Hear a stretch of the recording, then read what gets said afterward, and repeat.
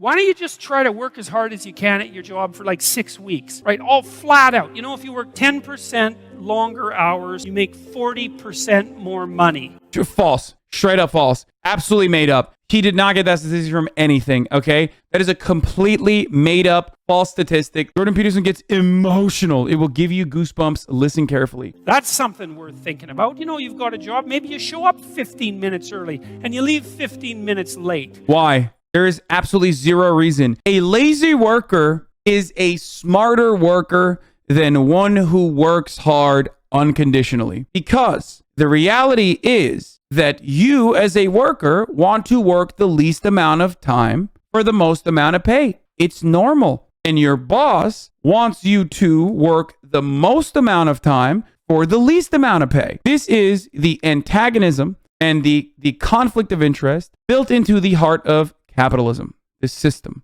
So anyone who tells you like when you're working, you got to work super fucking hard, you got to fucking do everything you can and you'll get paid more, that's bullshit. No, you won't. And you will certainly never get paid exactly the amount of value that you bring with your labor. That will never happen. Why? Because of what is known as profits. A company cannot have profits if they pay their workers the fair due. If they actually pay their workers exactly how much money their workers are generating, then there's no profits. What about the capital that the capitalist risk, though? I don't give a f about the capital that the capitalist risk. There are already protective mechanisms there. And the thing that capitalists are risking ultimately is to become a worker once again. And man, they will literally, they treat that like it's death. Why? Because they know how they treat the workers. That's why. It's not like when you lose your capital, you can go to jail. When you lose your capital, you risk becoming a worker once again. And because you, the capital owner,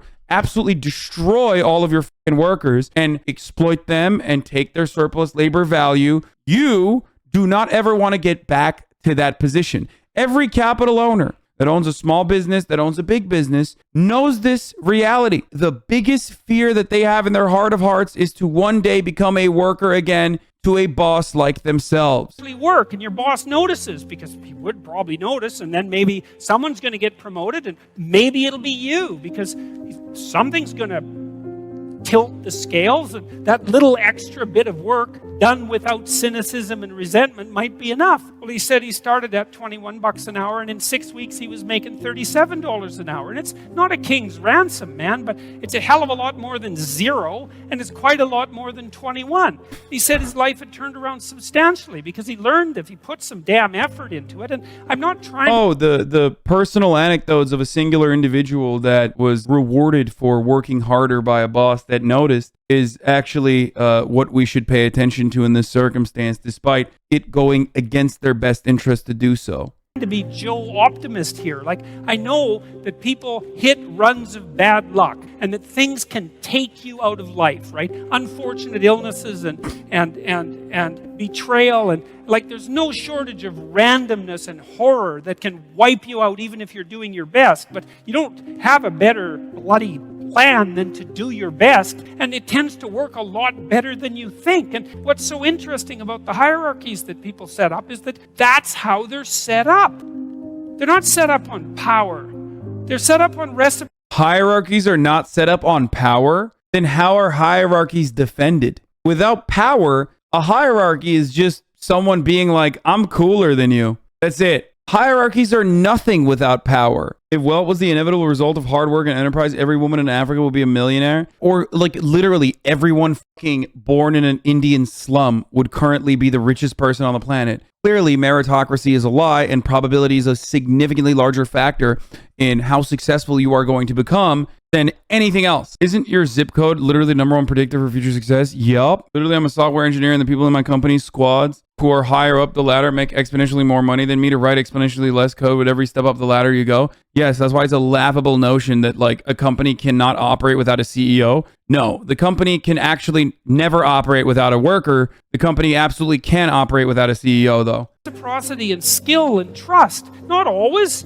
You know, and if you're in a job where you work hard and you're a good guy and you're doing your best and your boss is a bloody tyrant and you never get a break, it's like, okay, fine. You're in a Foucault world. Get the hell out of it. You're in a Foucault world. Get your resume set up, write your CV. Wait, He said Foucault. He didn't say fucko. I think he was talking about Foucault, right? The French philosopher. Fill in the educational gaps that you can that you have. Send out your 25 resumes a day and prepare to make a lateral move because you're in a bad place. But almost everywhere, and this has certainly been the case virtually everywhere I've worked, and I've had like 50 jobs. What is the part where we get goosebumps? Because I can't. Like, I'm listening very carefully, and I've yet to have a single goosebump. You know, if you go above and beyond the call of duty in an awake and intelligent way, interpersonally, socially, with regards to the diligence of your work, with regards to the truth of your attitude and your courage and all of that, that will work. And you know, if you try it for a year and it doesn't work, then go. Is Ethan getting JP to come on Leftovers, and would you mind it? Dude, I would love that. Why are people so surprised by this? I would love to talk to JBP. Go somewhere else, because you can, right? You're free. I mean, it's not easy. Oh, wow. Ultimately, by the way, his argument is still reduced to, oh, are you in a dead-end job? Just go get a job somewhere else, sweaty. Like, it's that simple, dude. This is the incredibly frustrating fucking reality that, like, ultimately, when you arrive at any sort of prescriptive solution, your argument devolves into, oh, are you homeless? Just buy a home. Do you not like your job? Just get a job somewhere else that pays more. Just slide on the Indeed slider to $75,000 a month, bucko. Or $75,000 a year. Sorry, I said a month. But maybe you should slide it to that. Your attitude and your courage and all of that, that will work. And you know, if you try it for a year and it doesn't work, then go somewhere else, because you can, right? You're free. I mean, it's not easy. You can't just walk out the door and instantly find another job, but you're not enslaved. You quite literally are enslaved in a capitalist society to make these sorts of fucking decisions. Why? Because healthcare is not free.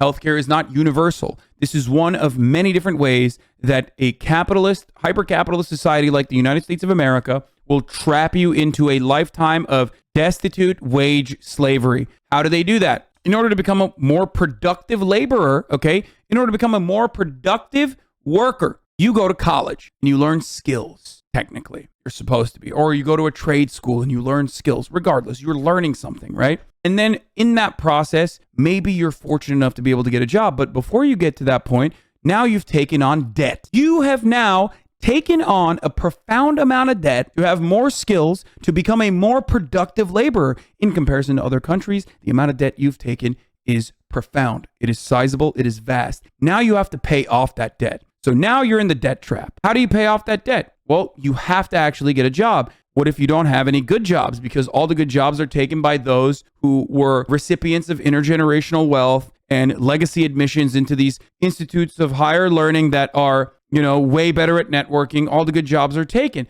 So what do? You take a job wherever you can. Now, that job is not paying you well, but you think, hey, this is short term. I can do whatever. Like, I will eventually get a good job, but like, I have to start paying this in debt. So now you took a job that is not even helpful. Okay, now you took a job that is not even applicable to the technical skills that you learned or whatever your specialty was, right? Now you are paying the debt that we're saddled with because you want to become a more productive worker by taking on a job that is not paying you adequate wages. Just switch your job, right? If you're lucky enough, that job also offers you benefits in the form of healthcare. Now you are completely trapped. Make a decision. Move away from that job. Move away into a different sector where your applicable skill sets are worthwhile. How will you do that? What are you going to do? Go for potentially months without pay? Go for potentially months without health care? What happens if you get into a car accident? What happens if you get sick? Now you are saddled with even more debt. Now you are even in a worse condition than you were beforehand.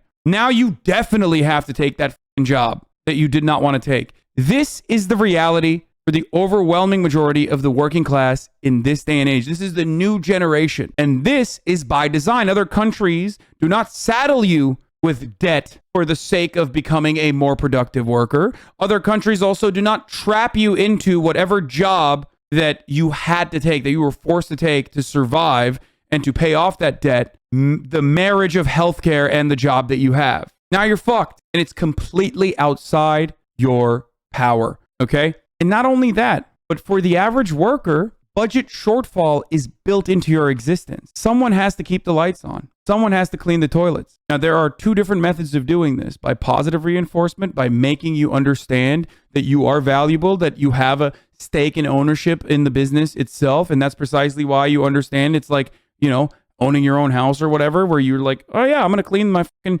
living space because I want to live in a cleanly living space. Or putting the fear of God into you that if you don't actually go and take on that job when you clean the toilets, you will never put food on the table, you will never pay that debt, and your life will get shittier and shittier and shittier year after year. That is the unfortunate reality of capitalism for the overwhelming majority of the working class. It's just by design. This is the way that this system is designed. So whenever I hear people talk about like, just change your job, fucko, that is the rantings of an incredibly privileged individual who has never had to face struggle, that scary reality that like, what if this doesn't work out for me? You could make a move. You could even decide that you're going to make a move and double your salary. It's not a bad goal, and it's certainly a possibility. Yeah, you could. It's like, it is. You also could go back to square one, where you don't have a job, and now you don't have healthcare either. And now you are renting, so you have to pay rent. How are you going to pay that? It isn't hierarchy. It's ethics that determines success in a functional society. It's also bullshit. All of the top wealthiest individuals are not known for their ethics or their code of conduct. It's about how predatory they are willing to be. It is quite the opposite. If you are to ascribe a moral value to capitalism, which is simply just the organization of the economy, but most people do ascribe a moral value to it, they think it's bad. The people at the tippy top are those who are willing to be predatory. Ethics that determines success, not power. The rest of it's a bloody lie. And that doesn't mean that all our systems are perfectly ethical. You got to be awake. If you're in a system, there's going to be some corruption in it. Part of what you're supposed to do is keep your damn eyes open for the corruption and your mouth speaking truth. So when the corruption starts to take root, you object to it so the whole damn system doesn't turn into a pathological... Yeah, except when people do actually recognize that and do choose to speak out against that corruption in our unjustifiable system that is built upon unjustifiable hierarchies, then you say, clean your room and fix your own bed, bucko, before you start casting stones from your glass house. This notion that Jordan Peterson is actually pro sticking it to the fucking man and fighting back against the systems is just false. Logical power play. And that's part of your ethical responsibility as a conscious being, an ethical being, a religious being for that matter, and a citizen. And you're charged with that. That's why you vote. That's why you're the cornerstone of your state, man. You're the what would you call? You're the wellspring of the ethical actions that replenish the dying world. That's what you are. And if you act that out properly, then things work. And that's why that's always been described as ethical behavior. It's not because you're supposed to be good, and being good isn't that easy anyways. And it certainly doesn't mean being nice and harmless. It's not an easy thing to be good. You have to be tough as a damn boot to be good, because you have to stand your ground when you need to stand your ground. And you have to be able to say no when it's time to say no. And you have to mean it. And so then you have to think and plan strategically so that when you're going to say no, you can mean it and it will stick. And that takes a certain amount of integrated malevolence, I would say. And once it's integrated, it's not malevolence, it's strength. It's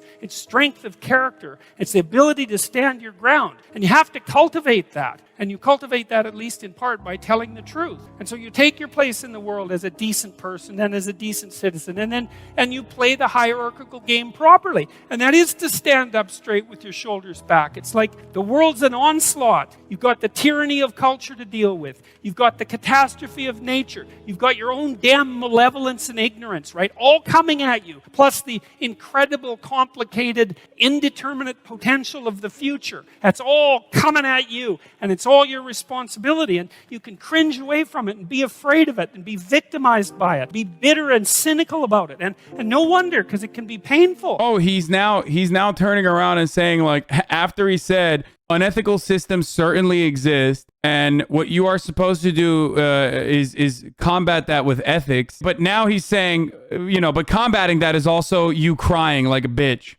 Or you can turn around and you can say, man, bring it on, because there's more to me than there is to the catastrophe. And this is what I discovered from looking at... It is the hyper-individualism that gets people, yes. And of course, hyper-individualistic attitudes are ones that are consistently reinforced in a hyper-capitalist society. It is the easiest way to dupe dumbasses into thinking that, like, They have the power as an individual. Do not get together. Do not engage in collective action. Don't do it. Don't ever do it. It's actually hyper-individualism that helps you. No, hyper-individualistic attitudes amongst the working class only helps those who own capital, okay? Because united, you bargain through collective bargaining. But divided, you beg. That's it. What I looked at the darkest things I could look at. Really, for 30 years, I was really a lot of fun to be around, I can tell you. I looked at the darkest things that I could think of, right? Not only what happened in Auschwitz and what happened in the Gulag, but personal issues. You know, it's like I wasn't so much interested in the totalitarians as a group. I was interested in the people who undertook the terrible acts that the totalitarians. And then what would it be like to not be that person, right? To refuse to do that, to not participate in that. You know, and what I discovered by making that totalitarian proclivity personal, there's more to us than there is to the horror. Nature is bent on our destruction. Bad as culture is, tyrannical and bloody, back as far as you can look, as malevolent as you are in the darkest part of your heart, and that's plenty malevolent. The possibility that's within you that can well up, the courage and the truth and the ability and the skill and oh God, this is why it's like, oh God, he just sucks so much. He is so fucking boring, dude. I'm sorry, okay? But this shit is so incredibly whack. He's just rambling on. And you really have to just think he's profound to be like, this word salad actually makes sense and is incredible and it changed my mind. It's giving me goosebumps. And the willingness to set things right, if you are willing to set them right, is more powerful than all of that. And so it's so interesting. It was proof for me of an old saying I read from Carl Jung. It's an alchemical motif, in Stir Qualinus Inventur, which is what you most want to be found will be found where you least want to look. Is this Lauren Southern crying because there's kebab shops in the UK? Lauren Southern, when she found out race mixing is legal. Essentially. And it's so interesting because it means that if you're willing to turn around and to stand up, stand up straight and face the darkness like fully, what you discover at the darkest is the brightest. Oh my God, he's crying now. Okay, dude, I'm toxic. Straight up toxic masculinity. Bro, if you whip yourself up into a frenzy in your own bullshit word salad about like, you know, it's only brightest, it's darkest before dawn, yada yada yada, you're a fucking huge weirdo and you should be made fun of, okay? I'm sorry. Light, and that's something that's so much worth discovering because there's going to be terrible darkness in your life and it's going to make you cynical and bitter, and it could easily be that you're just not looking at it enough, because if you looked at it enough and you didn't shy away and you brought everything you had to bear on it, you'd find that there was more to you than there was to the horror. Bro, this is literally him talking about how he overcame apple cider killing him. It's like you would think he's talking about like how he, I don't know, personally fucking liberated people from a concentration camp. But instead, he's just talking about him sipping on apple cider and almost dying. Like, what kind of profound ethical decisions has Jordan Peterson had to make in his lifetime when faced with like incredibly unethical hierarchies that he's had to defeat by individually figuring out a way to overcome oppression? What you're doing that's foolish, that you know is foolish, and pick an aim that's worthwhile, you know, to make things better for yourself, like you're worth taking care of, like you're worth something, you know, and to surround yourself with people who believe the same and who are rejoicing in your accomplishments and unhappy when you fail, right? And you're comparing yourself to your accomplishments. Jordan Peterson, when asked not to misgender a student, Of yesterday and not to someone else's today, so that you're not jealous and bitter, and you put your own house in order so that you're not cursed. This is Jordan Peterson when someone told him that, like, you know, women have access to birth control and therefore can, you know, make decisions over their own bodies more effectively. The world when some of its disarray might be your fault, and you're trying to pursue something meaningful, and you're doing your best to tell the truth, and all of that, and then you see what happens. Who the hell are you? You know, you think you're a miracle of some bloody bizarre. What is your criticism for all the people he inspired to get out of a type mindset? I have epilepsy and he helped me out with that mindset 100%, whether you believe it or not. I'm happy for you. You know, that's just yet another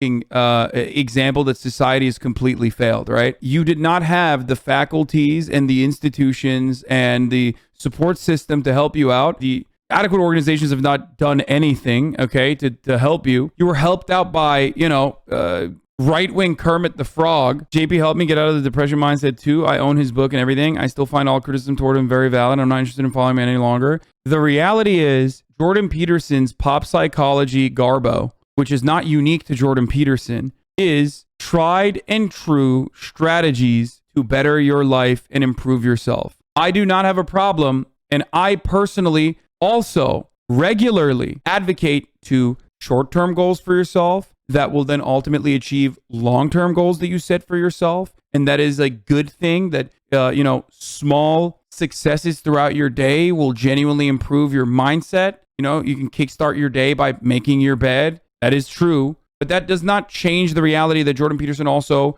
is trying to subtly red pill you into seeing the world through his eyes. Okay? And it's not an accident that a lot of people that get caught up in that then find themselves believing that society is at fault for their personal failures, which is hilarious. It's actually women not wanting to you that is the problem, right? If we only lived in a more traditionalist society, then women would be forced to, take your hand in marriage. He's literally seeking out vulnerable people in their worst moments and giving them an antidote not to themselves, but that antidote also comes along with fuckload of red-pilled nonsense.